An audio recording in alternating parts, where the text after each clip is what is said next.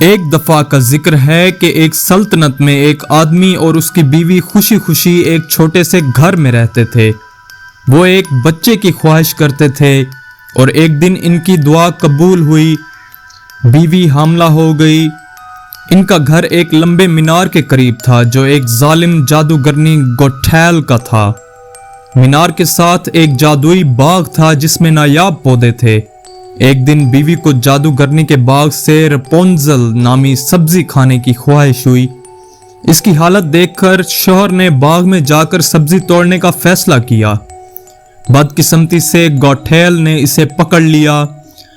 تم نے میرے باغ سے چوری کرنے کی جرات کیسے کی؟ وہ غصے سے بولی۔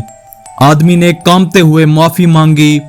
گوٹھیل نے اسے چھوڑنے کا وعدہ کیا لیکن ایک شرط پر کہ انہیں اپنا بچہ اسے دینا ہوگا جب وہ پیدا ہوگا۔ مجبور ہو کر آدمی نے حامی بھر لی۔ جب ان کی بچی پیدا ہوئی، گوٹھیل آئی اور اسے لے گئی۔ اس نے بچی کا نام رپونزل رکھا اور اسے ایک اونچے مینار میں قید کر دیا۔ مینار میں نہ دروازہ تھا نہ سیڑھیاں، صرف ایک کھڑکی تھی جو اوپر تھی۔ گوٹھیل رپونزل کے سنہرے بالوں کے ذریعے اوپر چڑھتی تھی، یہ کہہ کر رپونزل اپنے بال نیچے کرو۔ جیسے جیسے رپونزل بڑی ہوتی گئی، اس کے سنہرے بال لمبے اور خوبصورت ہوتے گئے، یہاں تک کہ وہ مینار کی بنیاد تک پہنچ گئے۔ وہ مہربان اور نرم دل تھی لیکن تنہا تھی کیونکہ اس نے مینار سے باہر کسی کو نہ دیکھا تھا۔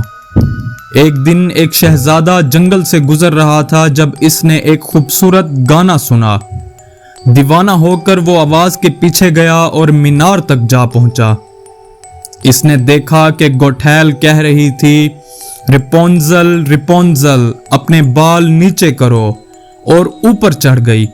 شہزادے نے انتظار کیا جب تک گوٹھیل نہ چلی گئی، پھر اس نے خود کوشش کی، رپونزل اپنے بال نیچے کرو، اس نے کہا۔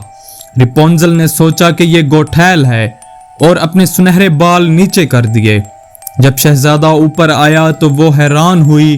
شہزادے نے وضاحت کی کہ اس نے رپونزل کے گانے کی آواز سنی اور اس سے ملنے کا فیصلہ کیا۔ رپونزل نے پہلے کبھی کسی ایسے شخص کو نہیں دیکھا تھا۔ دونوں گھنٹوں باتیں کرتے رہے اور جلد ہی ان میں محبت ہو گئی۔ شہزادے نے وعدہ کیا کہ وہ اسے آزاد کرائے گا۔ انہوں نے ایک رسی بنانے کا منصوبہ بنایا تاکہ وہ نیچے اتر سکیں، لیکن گوٹھیل کو ان کا منصوبہ معلوم ہو گیا۔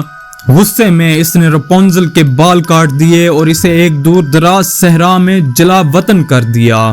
پھر اس نے شہزادے کو دھوکہ دیا، رپونزل کے کٹے ہوئے بال نیچے لٹکائے۔ جب شہزادہ اوپر آیا تو اسے گوٹھیل ملی۔ اس نے اسے بد دعا دی اور مینار سے نیچے دھکا دے دیا۔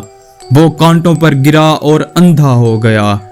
اندھا اور غمزدہ شہزادہ جنگل میں بھٹکتا رہا، رپونزل کو پکارتے ہوئے۔ دوسری طرف رپونزل صحرا میں زندہ رہی، اداس گانے گاتی ہوئی۔ ایک دن شہزادے نے اس کی آواز سنی اور اس کی طرف بڑھا۔ جب وہ آخر کار دوبارہ ملے تو رپونزل خوشی سے رو پڑی۔ اس کے آنسو شہزادے کی آنکھوں پر گرے اور اس کی بینائی واپس آ گئی۔